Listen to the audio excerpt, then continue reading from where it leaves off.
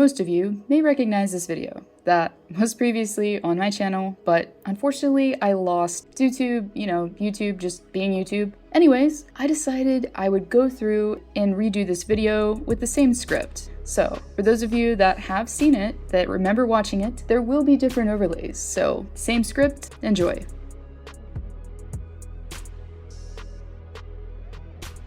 Now, it would be pretty easily assumed that the twins, given their almost telepathic hockey sense displayed, had been playing on the same line all along, but they actually didn't begin skating alongside one another until much later. The Sedins began their hockey careers both at age 8, following in their father Tommy's footsteps, who also played professional hockey for his home country of Sweden. But as both Henrik and Daneil started out at the center position, it wasn't until the youngest of the two, Daneil, switched to wing when they were 14 that they started something special. The two then went on from there to dominate the professional Swedish league while still attending high school.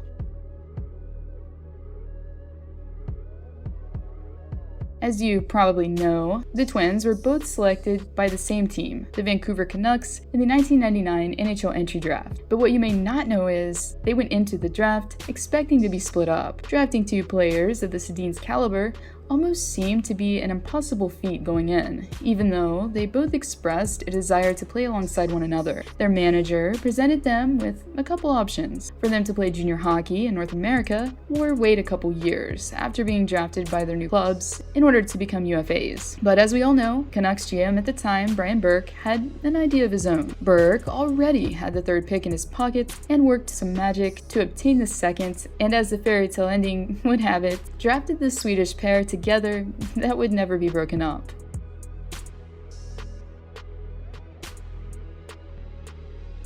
The Sedins went on to impress during their illustrious careers, breaking several franchise records. Both sit atop the Canucks' all-time points list, with both eclipsing the 1,000 point mark and winning Art Ross trophies, with Daneil also winning the Ted Lindsay after the 2010-11 season. It can easily be said that the Sedins have accomplished much and have been every bit valuable to the Canucks organization, as at least one twin has been present during at least 1,360 regular season games, except 7. That comes very close to being 17 seasons, showing that the pair was faithful to their club and to their team.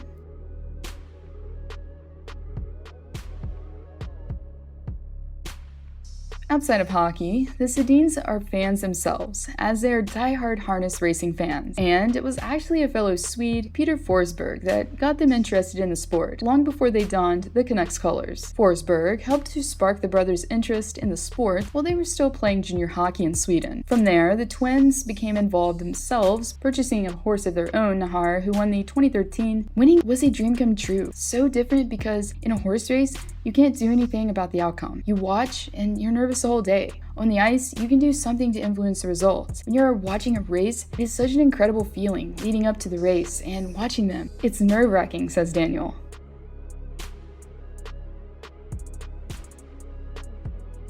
The Sedins were detrimental in Vancouver, making it to the third Stanley Cup Final Series that the franchise had ever seen. And for this achievement, amongst others, they received the highly esteemed Victorious Award presented to the most outstanding Swedish athletes, or should I say athletes, once they returned to their home country. They became the third and fourth ice hockey players to receive the award, after Stefan Persson in 1980, Peter Forsberg in 1994, and Henrik would later follow suit, becoming the fifth in 2016.